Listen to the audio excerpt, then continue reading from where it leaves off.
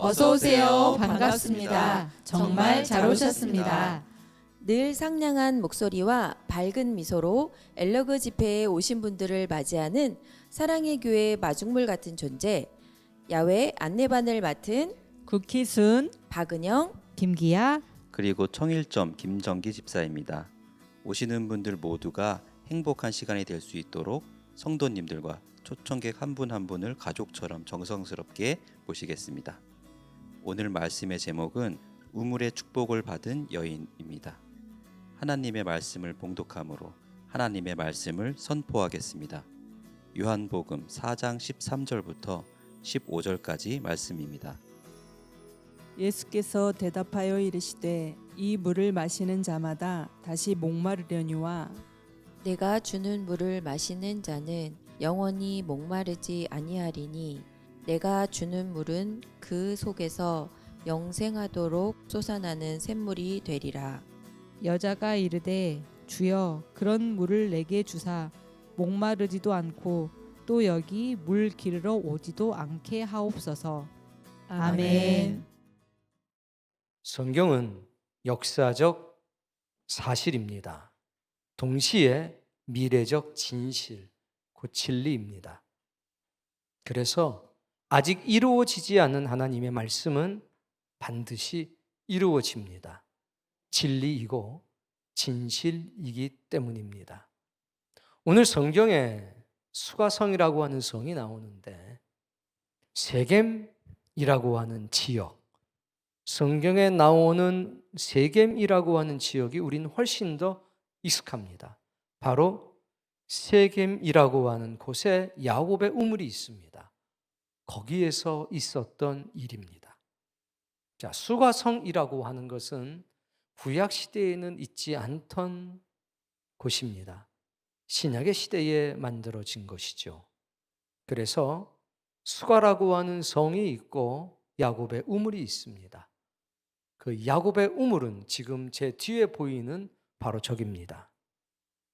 저기에 기념교회를 세운 겁니다. 그리스 정교회가 세워져 있습니다. 어느 쪽인가 보면 어떤 아저씨 한 분이 앉아 있는 것이 보이십니까? 저분이 $1 받고 물을 떠줍니다. 올라서 $2 받는다는 소식을 제가 들었습니다. 그리고 원래는 사진 촬영이 안 됐습니다. 한번 사진 촬영을 하고 저 우물을 지키던 사람이 피살되는 사건이 있었기 때문에 원래는 사진 촬영이 안 됐습니다. 근데 이런저런 과정을 겪어서 지금은 사진 촬영이 됩니다. 아마 우리 교우들도 사진 찍고 오신 분들이 있을 겁니다. 그래서 과거에는 저 사진이 굉장히 희귀했습니다. 외부로 공개가 안 됐기 때문이죠.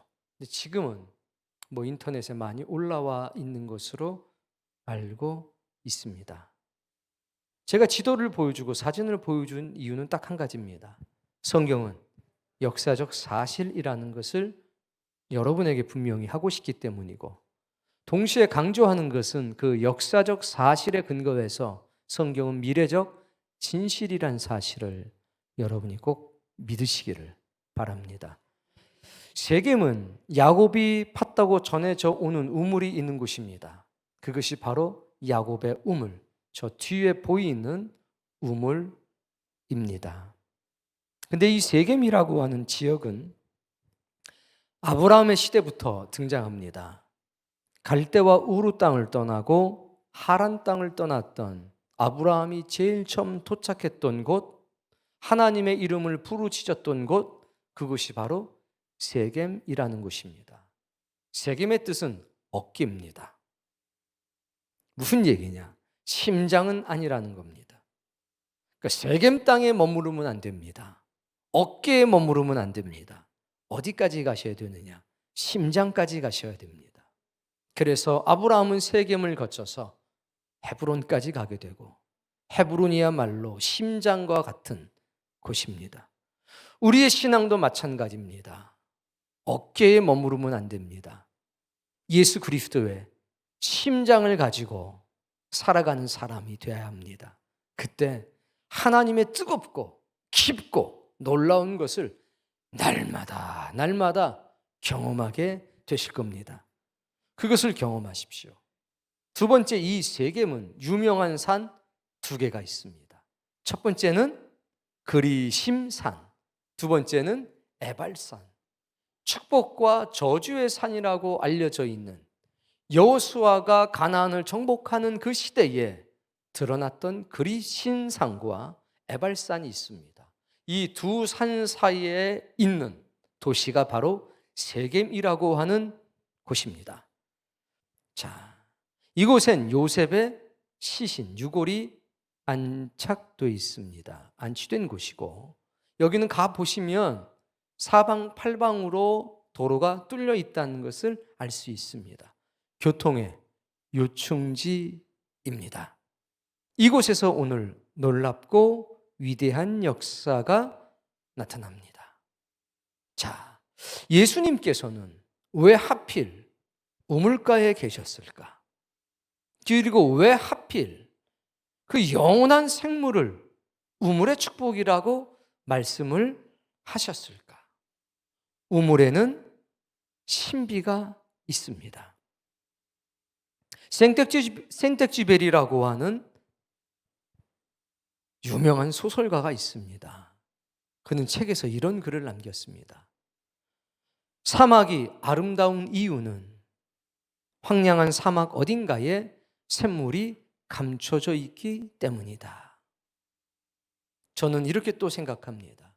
이 삭막한 세상, 그럼에도 이 세상이 아름다운 이유는 이 세상 어딘가에 샘솟는 은혜의 우물이 있기 때문이다. 이 세상에서 채우지 않고 퍼먹기만 하는 것이 있습니다. 쌀독. 요즘 젊은 친구들은 모르겠지만 대부분은 아실 겁니다. 쌀독에는 쌀을 채운 후에야 비로소 쌀을 퍼서 먹을 수가 있습니다. 장독. 장독에는 장을 채운 뒤에야 비로소 장을 퍼서 먹을 수 있습니다. 그런데 채우지 않고도 그저 끊임없이 퍼먹기만 하는 귀한 것이 있습니다. 바로 우물입니다. 우물에 물을 채워놓고 그 우물을 퍼서 먹는 사람은 없을 겁니다. 그저 끊임없이 송송송 솟아나는 그 우물물은 계속 퍼먹기만 하면 됩니다. 한 바가지를 퍼서 먹으면 한 바가지가 채워지고, 10바가지를 퍼서 먹으면 10바가지가 채워지고, 박박 긁어서 100바가지, 1000바가지를 퍼올려도 돌아서면 다시 채워져 있습니다. 이런 우물에 또 한 가지 신비가 있습니다.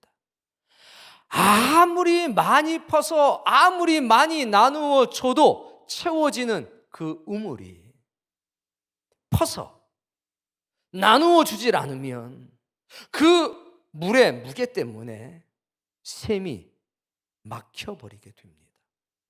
그리고 결국에는 그 샘은 마르게 됩니다. 우물은 끊임없이 사용하는 사람에게만 마르지 않는 참된 축복의 샘물이 되는 겁니다. 그래서 예수님께서는 이 우물의 놀라운 이야기를 사마리아 여인에게 던진 겁니다. 주님이 우물가의 사마리아 여인에게 주신 우물의 축복은 영생하도록 샘솟는 샘물의 축복이 되었습니다.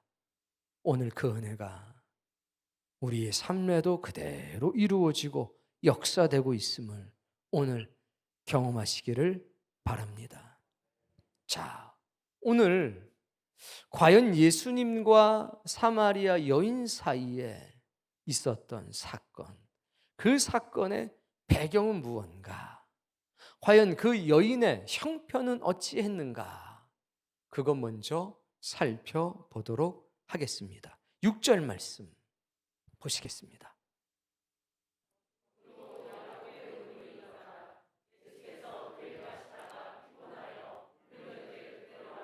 때가 6시쯤 되었더라. 예수님께서 갈릴리로 가시려고 했습니다. 예루살렘에서 사역이 끝나고 갈릴리로 가시는데 보통의 유대인들은 사마리아 사람을 만나기 싫어서 바로 올라갈 수 있는 길이 있음에도 불구하고 요단강을 건너가서 돌아갑니다. 그러면 딱 사흘길입니다. 3일을 간다 이야기입니다. 근데 이날 어떻게 된 일인지 예수님께서는 곧장 올라가자 해서 베델을 지나가지고 세겜으로 해가지고 사마리아를 거쳐서 올라가는 직선로를 택하셨습니다. 의아했습니다. 왜 일로 가시지? 그런데 이제 수가라고 하는 성 근처에 왔을 때에 예수님은 우물가에 머무르시고 당연히 우물가니까 나무 한 그루는 있었겠지요. 그늘에 쉬고 계시고 제자들은 먹을 것을 구하러 이리저리로 흩어져 갔습니다. 그때가 몇 시? 6시. 이거는 유대의 시간이고 이스라엘의 시간입니다. 우리 시간으로 이때가 몇 시인가 알려면 성경에 나오는 시간에 보태기 6을 하면 됩니다. 그럼 몇 시인가요? 12시. 12시인 겁니다. 정오. 지금부터 태양이 가장 뜨겁습니다. 12시에서 2시까지 가장 뜨거운 햇볕이 내리쬐는데 다음 말씀. 사마리아 여자 한 사람이 물을 기르러 왔음에 예수께서 물 좀 달라 하시니 한 여인이 등장을 합니다. 그런데 이 여인은 물을 언제 들어오느냐? 대낮에 가장 뜨거울 때 물을 들어 왔습니다. 왜 그때 왔을까? 보통 여인들은 아침에 오든지 해가 뜨기 전에 오든지 해가 지고 나면 물을 뜨러 오는데 이 여자는 왜 뙤약빛이 내리는 한낮에 물을 뜨러 왔을까? 아마도 사람 만나기 싫은 겁니다. 어떤 기구한 사연이 있는지는 모르겠는데 사람 만나기 싫은 겁니다. 그래서 아무도 없는, 누구도 만나지 않은 뙤약볕이 내리쬐는 그때 우물을 기르러 온 겁니다. 내가 차라리 이 뜨거운 태양빛에 고생하는 게 낫지. 사람들을 만나가지고 이런저런 대화를 하고 그 사람들의 얼굴을 보는 것은 내게는 어려운 일이다. 고통스러운 일이다. 그래서 이때 온 겁니다. 아무도 없을 줄 알았는데 누구를 만나느냐? 주님을 만납니다. 주님을 만나서 이런저런 대화가 계속됩니다. 자, 오늘 본문 보시겠습니다. 이런저런 이야기가 계속됩니다. 아니, 유대인이 왜 나한테 물을 달라고 하십니까? 라고 얘기를 하니까 예수님께서 이 말씀을 하는 겁니다. 이 물을 마시는 자마다 다시 목이 마를 거다. 다음 말씀. 내가 주는 물을 마시는 자는 영원히 목마르지 아니할 것이라. 아니, 지금 당신이 나에게 물을 달라고 했는데 당신이 가지고 있는 물이 있다는 겁니까? 이런 생각이 당연히 들겠죠. 내가 주는 물은 그 속에서 영생하도록 솟아나는 샘물이 될 것이라. 예수님과 대화하면서 심상치 않은 걸 느꼈습니다. 그랬더니 이 여인이 아주 어리석은 답변을 합니다. 15절. 주여, 그런 물을 내게 주사 목마르지도 않고. 또 여기 이 여인은 소망이 하나 있었습니다. 꼴보기 싫은 사람 안 보고 살고 싶다는 겁니다. 근데 어쩔 수 없이 우물가에 오면 어쩔 수 없이 사람들을 만나고 말을 섞어야 되는데 그게 너무 힘들었던 겁니다. 집에서는 문 닫고 살면 되는데 물을 길러야 되니까 와서 사람들을 만나는 것이 이 여인에겐 너무나 힘든 일이었습니다. 그래서 이런저런 이야기가 계속되고 있습니다. 물에 관한 이야기, 우물에 관한 이야기, 예배에 관한 이야기가 계속됩니다. 자, 그러다가 우리 예수님께서 화재 전환의 대간이십니까? 불현듯이 영적인 화두를 딱 던지는데 그 시작은 항상 보이는 것에서부터 시작이 됩니다. 그런데 이야기를 하다 보면 영적인 것으로 가 있습니다. 이런 은혜로운 화술이 여러분 모두에게 있기를 바랍니다. 세상적인 것으로 시작을 해도 영적인 것으로 가는 그 역사가 있어야지. 한 번 세상의 것을 얘기하면 끝장을 보는 그런 사람이 되지 않기를 바랍니다. 자, 16절 말씀. 물을 달라고 하니까, 영원히 솟아나는 물을 달라고 하니까, 한 번 마시면 다시는 목마르지 않은 그 물을 달라고 하니까 예수님이 뭐라고 그러시느냐? 네 남편을 데리고 와라. 여러분, 생각을 해봅시오. 지금 몇 시입니까? 그러면 2.4km를 걸어서 가서 그 남편이 혹시 있다고 치고 주님이 찾으셔라고 하면 그 남자가 예수님 만나러 다시 2.4km 걸어서 뙤약볕을 걸어서 오겠습니까? 안 오겠습니까? 그 제정신인 사람은 다 안 옵니다. 근데 예수님이 뭐라고 그러냐? 네 남편을 데리고 와라. 마치 어떻게 들리냐면 네 남편을 데리고 오면 내가 그 물을 너에게 줄게. 이렇게 조건을 내가는 것 같은데 전혀 그렇지가 않습니다. 예수님의 말씀, 그 신비한 역사를 보십시오. 다음 말씀. 이르되 나는 남편이 없습니다. 남편을 데려올 수 없습니다. 당신이 말한 조건을 충족시킬 수가 없습니다. 어떻게 다른 길이나 방법이 없을까요? 그랬더니 예수님이 말씀하시기를 네가 남편이 없다고 하는 말이 옳다, 맞다 얘기를 하십니다. 그리고 18절, 너에게 남편 5명이 있었고 지금 있는 그 남자는 네 남편이 아니다. 그러니 네 말이 맞다. 치부를 드러냅니다. 이게 이 여인의 형편이었다는 겁니다. 이 여자가 뙤약볕 속에 물길로 오는 이유는 자신의 비루하고 비천한 과거 때문입니다. 이걸 동네 사람들이 다 알고 있었습니다. 버림받은 여자. 이 남자에게도 버림을 받고 저 남자에게도 버림을 받았던 여자. 기구한 사연을 갖고 사는 여자. 지금 있는 이 남자도 남편이 아닌 여자. 이 여인은 항상 두려웠습니다. 버림받을까 봐. 세상에도 버림받고 손가락질 당하고 나는 한 번도 배신한 적이 없는데 남자들은 자꾸 배신을 하고 배반을 합니다. 그래서 사람이 싫고 말이 싫고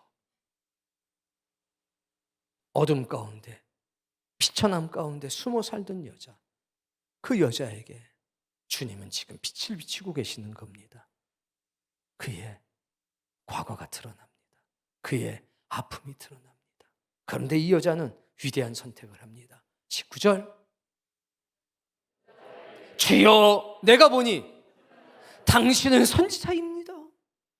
여러분, 이 여인의 올바른 선택은 이때 나오는 겁니다. 많은 사람이 자신의 비천한 모습이 드러나고 비루한 모습이 드러날까 봐 빛이 비춰지면 도망을 갑니다. 말씀은 좋은데 은혜스러운데 나의 연약함이 드러나면 어둠 속으로 숨어버립니다. 그런데 이 여인은 자신의 비천함이 드러났을 때에 그 빛 가운데 머무르기 시작합니다. 이게 은혜입니다. 이게 위대한 결단이고 위대한 선택인 겁니다. 주님, 내가 보니까 당신은 선지자입니다. 주님도 예수님도 나를 놀리진 않을까? 나의 그 비천하고 비루한 각오를 알면 나를 뒤에서 흉보지는 않을까? 그렇게 생각할 수도 있었습니다. 그런데 이 여인은 주님께 다가갑니다. 당신은 선지자십니다. 당신은 하나님의 사람입니다. 빛 가운데 거합니다. 빛으로 나옵니다. 그 빛을 마음으로 받아들입니다. 그때 어떤 역사가 일어나느냐? 예수님이 주시는 그 우물을 이 여인은 벌컥 받아 마시게 된 겁니다. 예수 그리스도는 그녀에게 영원히 샘솟는 샘물의 축복을 주셨습니다. 이 영원한 생명의 원천인 이 생명의 물을 마시게 되면 다시는 목마르지 않습니다. 이 샘물은 나누어 주는 만큼 또 생기는 신비한 샘물입니다. 하나님의 보좌가 근원이 되는 이 신비한 샘물은 다함이 없이 솟아납니다. 그래서 이 땅에 생명의 강이라고 불리기도 하고, 이 땅에서 성령의 강이라고 불리기도 하고, 이 땅에서 사랑의 강이라고 불리기도 하고, 이 땅에서 은혜의 강이라고 불리기도 합니다. 누구나 마실 수가 있습니다. 시간과 공간을 초월해서 이 강은 흘러갑니다. 그리고 장소와 인종을 구별하지 않고 이 강은 흘러갑니다. 마시기를 원하는 자에게 이 생명수의 강은 즉시로 나타나고 역사되기 시작합니다. 그리스도인이 누구냐? 기독교인이 누구냐? 교인이 누구냐? 신자가 누구냐? 바로 이 신기한 은혜의 우물을 찾아내서 마신 사람, 그런 복을 받은 사람이 그리스도인입니다. 오늘 여러분이 그런 사람이 다 되시기를 바랍니다. 비루하고 비참함 속에 살았던 여인, 사람들을 경계하고 숨어 살았던 이 여인이 주님을 만났습니다. 그리고 주님이 주시는 이 신비한 생명의 물을 마셨습니다. 그러자 곧바로 변합니다. 어떻게 달라졌느냐? 39절 말씀 크게 읽어봅시다. 여자의 말이 내가 행한 모든 것을 그가 내게 말하였다 증언하므로 그 동네 중에 많은 사마리아인들이 예수를 믿는지라. 사마리아 땅에 있던 수가성이니까 수가성 사람들도 맞는 이야기고 사마리아 사람들도 맞는 이야기입니다. 자, 이 여인은 그 통을 버려두고 성으로 막 달려갑니다. 주님이 시켰나? 아닙니다. 은혜를 받고 나니까, 그 물을 먹고 나니까 이 물을 퍼주고 싶은 강렬한 욕구가 생겼습니다. 그래서 막 달려갑니다. 여보시오, 내가 메시아를 만났소. 내가 그리스도를 만났소. 사람들이 깜짝 놀랐습니다. 저 여자가 웬일이지? 왜 놀라는 겁니까? 그 여자가 하는 말 때문에 놀란 게 아닙니다. 그 여자의 얼굴을 보고, 그 여자의 음성을 듣고, 그 여자의 모습을 보고 깜짝 놀란 겁니다. 숨어 살던 여자 아니야. 사람을 피해 살던 여자 아니야. 항상 음침하고 우울하던 바로 그 여자 아니야. 아무리 불러도 대답이 없던 그 사람 아니야. 맞아. 근데 저 여인을 봐. 지금 사람을 부르고 있어. 저 여인을 봐. 그 얼굴을 봐. 기쁨이 충만해. 도대체 무슨 일이 있는 거지? 모여들기 시작합니다. 내가 우물가에서 한 사람을 만났는데 그 사람이 내가 내 삶에 이루어졌던 모든 일을 나에게 말해줬어. 나의 모든 것을 알고 계셔.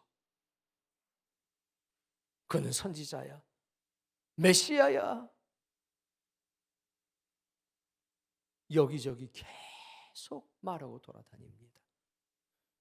견딜 수가 없었던 겁니다. 뭐를? 그 기쁨을. 그리고 그것을 퍼주면 퍼줄수록 더 큰 기쁨이 그 마음속에 역사되기 시작합니다. 40절. 사마리아인들이 예수께 와서 자기들과 함께 유하시기를 청하니 사람들의 마음이 감동이 됐습니다. 그 여인이 전했던 것이 교리입니까? 그분이 나의 모든 것을 말씀했어. 그리고 그 말씀을 듣고 나니까 내 상처가 완벽하게 치유가 됐어.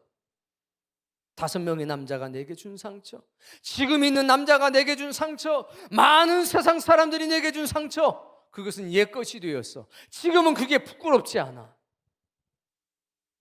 저분이 날 살렸어. 저분이 나를 치료했어. 거기에 장로교회 교리가 있습니까? 거기 감리교회 교리가 있습니까? 거기 순복음의 교리가 있습니까? 거기 성결교단, 침례교단의 교리가 있습니까? 아닙니다. 거긴 교리 없습니다. 오직 예수 그리스도의 놀라운 은혜가 있을 뿐입니다. 우리가 전해야 될 것은 교리가 아닙니다. 우리가 전해야 될 것은 내 삶입니다. 내가 마신 우물의 기쁨입니다. 저분이 나를 치료했어. 그게 우리가 전할 복음의 핵심입니다. 저분이 나를 구원했어. 저분이 나를 온전하게 하셨어. 내가 기뻐. 더 이상 상처가 문제가 되지 않아. 더 이상 고통과 아픔이 내게 문제가 되지 않아. 문제가 더 이상 문제가 아니야. 지금 새로 결혼했나요? 아닙니다. 그 남자가 바뀌었나요? 아닙니다. 내가 바뀌었습니다. 문제가 더 이상 문제되지 않게 하는 것, 그게 은혜인 겁니다. 그게 새로운 기쁨인 겁니다. 많은 사람이 놀란 겁니다. 이거 진짜다. 왜? 대인 기피증에 시달리는 이 여자가 밝은 대낮에 우리를 부르고 있다. 그의 고통스러운 과거가 더 이상 문제가 되지 않고 그 음침하고 침울했던 표정이 사라졌다. 저 기쁨의 참 모습을 봐라. 저 즐거워하는 음성을 들어봐라. 무언가를 갈망하며 전하는 저 음성을 들어보자. 이건 진짜다. 가서 한번 확인을 해보자. 수가성에 있던 모든 사람들이 뙤약볕을 뚫고 예수님께 나아갑니다. 누구 때문에? 그 여인의 변화된 모습 때문에. 여러분이 복음의 메시지입니다. 우리의 얼굴이, 우리의 말이 그리스도의 편지입니다. 우리가 전해야 될 복음은 복잡한 것이 아닙니다. 교리적인 것이 아닙니다. 외워야 되는 것이 아닙니다. 가장 원초적인 복음, 그건 바로 나의 기쁨입니다. 내 얼굴이 복음이고 감사하는 내 목소리가 복음이라는 겁니다. 저분이 날 살리셨다. 나의 비루한 삶에 희망의 빛이 들어왔다. 부자가 돼야 복음 되는 거 아닙니다. 얼굴이 멋있게 변해야 복음이 되는 것 아닙니다. 내 감사, 나의 새로워짐, 그것이 가장 강력한 복음이라는 것을 기억하십시오. 여기 물음표 하나를 떠올려 봅시다. 이 여인은 예수님을 만나자마자 변화됐습니다. 도대체 그 여인은 왜 그렇게 변했는가? 그게 정상입니다. 변화는 속도가 있어야 됩니다. 이 여인이 은혜를 받고서 한 3년에 걸쳐서 서서히 변화됐다고 생각해 보십시오. 그럼 예수님은 어떻게 됐느냐? 십자가에 매달려 돌아가셨습니다. 그리고 하늘로 가버린 상태입니다. 이 사마리아에 살고 있는 사람들은 예수님을 만나볼 기회가 없습니다. 변화는 속도가 중요하다고 그랬습니다. 변했습니다. 뭐가 변했습니까? 얼굴이 달라졌습니다. 얼굴이 성형수술을 해서 쌍꺼풀이 생기고 코가 세워지고 입술이 두툼해진 게 아니지 않습니까? 똑같은 얼굴인데 뭐가 사라졌냐? 수심이, 근심이 사라졌습니다. 대인 기피증이 단번에 사라져서 사람들을 만나고자 합니다. 감사와 기쁨이 넘칩니다. 그게 변화입니다. 여러분에게는 그런 은혜로운 간증이 다 있지 않습니까? 근데 문제는 변화의 속도죠. 퍼주기 시작합니다. 이 우물은 풀면 풀수록 더 풍성한 것을 우리에게 줍니다. 이 여인은 즉시로 그것을 퍼준 겁니다. 그게 놀라운 변화입니다. 그런데 대부분의 신자들은 머뭇거립니다. 무언가 교리적으로 내가 완전해야 된다고 생각을 하고 내가 무언가를 잘 설명할 수 있어야 된다고 생각합니다. 그러나 성경은 그렇지 않습니다. 네 삶으로 전해라는 겁니다. 너에게 있었던 일을 전하라는 겁니다. 근데 왜 자꾸 교리를 전하려고 하십니까? 왜 자꾸 머무르십니까? 그게 여러분의 발목을 붙잡고 있는 겁니다. 복음은 그런 게 아닙니다. 저분이 나를 살리셨다. 이게 복음입니다. 저분이 나를 살리셨다. 그래서 지금 내 삶에 기쁨이 충만하다. 이게 복음입니다. 여러분에게 간증이 없습니까? 다 있지 않습니까? 그걸 전하셔야 됩니다. 먼저 한번 여러분에게 묻겠습니다. 여러분, 주님이 여러분을 살리셨습니까? 그걸 믿으십니까? 그럼 그걸 전하십시오. 혹시 주님이 여러분을 살려주신 게 아주 곤란한 상황이 된 겁니까? 근데 어떤 분의 얼굴은 지금 굉장히 곤란한 표정입니다. 근데 어떤 분의 표정은 그렇지가 않습니다. 한번 옆에 사람의 표정을 한번 살펴보십시오. 저는 하루에도 몇 번씩 거울을 봅니다. 거울을 보면 참 흐뭇합니다. 야, 어쩌면 이렇게 기쁘게 생겼냐? 야, 어쩌면 이렇게 감사하게 생겼냐? 어떤 분들은 저보고 잘생겼답니다. 전 아무리 봐도 잘생긴 거 모르겠습니다. 좀 이상하게 생긴 것 같습니다. 그런데 확실한 건 되게 기쁘게 생겼습니다. 되게 감사하게 생겼습니다. 그래서 제 얼굴을 보면 기분이 좋아집니다. 여러분도 여러분의 얼굴을 보면 기분이 좋아지십니까? 아니면 견적이 보이십니까? 견적이 보일 수도 있겠지만 여러분 기뻐야 됩니다. 이야, 이거 예수님이 살린 놈이네. 이야, 명작이다. 기뻐야 합니다. 여러분 모두는요, 까맣든지 하얗든지 주님이 살리신 걸작품입니다. 전라도 사람이면 어떻고, 경상도 사람이면 어떻고, 서울 사람이면 어떻고, 강원도 사람이면 어떻습니까? 아니 짜리몽땅하면 어떻고, 좀 크면 어떻습니까? 문제는 그런 게 아니라 주님이 살리신 걸작품이 거기 있잖아요. 그 시련과 고통 속에서 환하게 피어오른 생명의 꽃이 거기 있지 않습니까? 그럼 기뻐야죠. 그걸 전해야죠. 교리를 전할 생각하면 머리가 아픕니다. 이거 외워서 전해야 되는데 저는 못 외우겠어요. 아니, 기쁨을 전하세요. 여러분의 얼굴, 전 얼굴을 상판이라고 하는 게 너무 좋습니다. 가장 위에 있는 판때기 아닙니까? 근데 우리는 이게 상판이 뭐냐? 기쁨의 상판이고 감사의 상판이기 때문에 이걸 어디든지 들이밀면 환영받게 돼 있습니다. 환영이 안 된다? 이건 좀 문제가 있는 겁니다. 영적으로. 자꾸 견적을 내려고 그러지 마세요. 견적을 아무리 내도 수심이 있으면, 근심이 있으면 아름답지가 않습니다. 사람이 뭐라고 그래도 우는 얼굴이 가장 아름다운 얼굴 아닙니까? 이 여인이 그런 겁니다. 나는 왜 10년을 믿는데 30년을 믿는데 왜 이런 변화가 없을까? 왜 더딜까? 이 신비한 우물은 퍼서 날라줄 때 또 채워지는 신비한 샘물. 이 우물을 푸지 않으면 어떻게 됩니까? 마릅니다. 그래서 내 삶에 변화가 없었구나. 변화는요, 이 우물을 퍼서 나르면 즉시로 나타나기 시작합니다. 변화돼야 나르는 게 아니고 나르면 변화되는 겁니다. 이미 그 우물이 여러분에게 있다는 것을 저도 잘 알고 여러분도 잘 압니다. 근데 어떤 우물은 지금 말라가고 있습니다. 이유는 채우지 않아서? 아니요, 퍼내지 않아서입니다.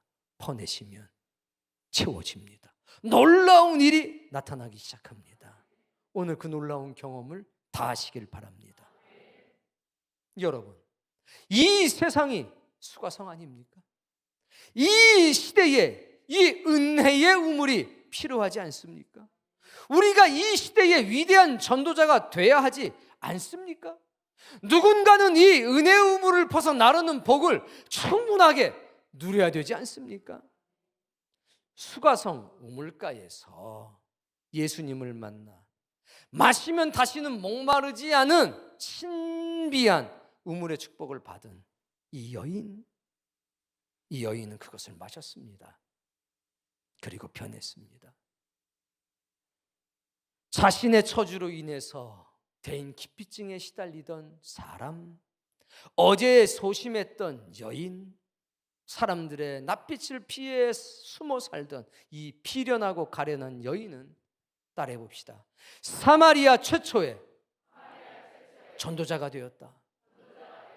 사마리아 최초의 전도자가 되었습니다. 얼마나 영광스러운 겁니까?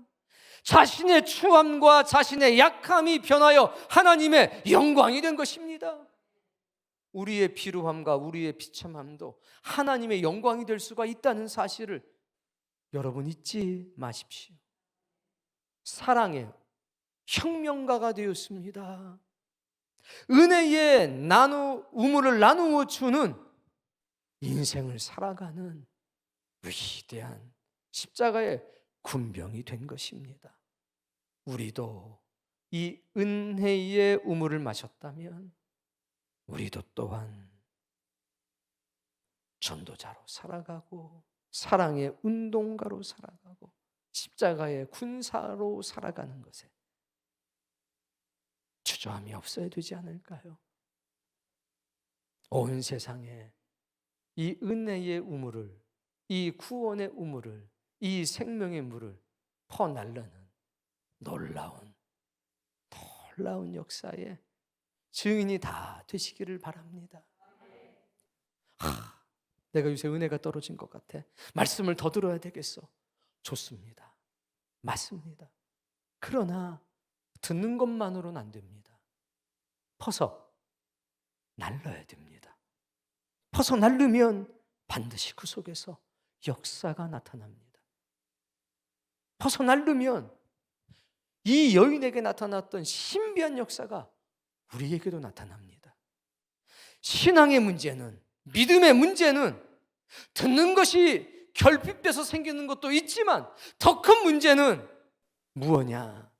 퍼날르지 않는다는 겁니다.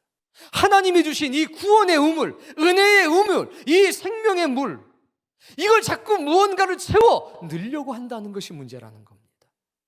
아니, 퍼서날려야 됩니다. 퍼날르면 채워지는 이 놀라운 역사, 여러분 경험하길 바랍니다. 그러면 변화의 속도는 놀랍게 나타나기 시작합니다. 자, 우리 41절 말씀을 다시 한번 보겠습니다.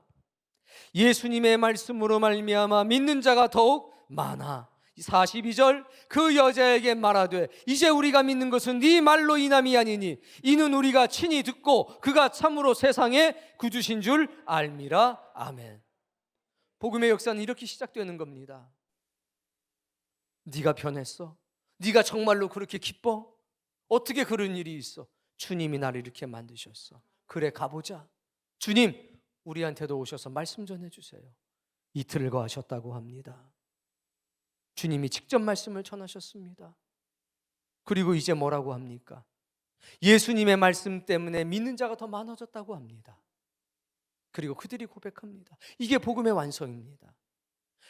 내가 믿는 것은 네 말 때문이 아니야. 이건 넌 이제 필요 없어. 이게 아닙니다. 너 때문에 시작됐어. 정말 고마워.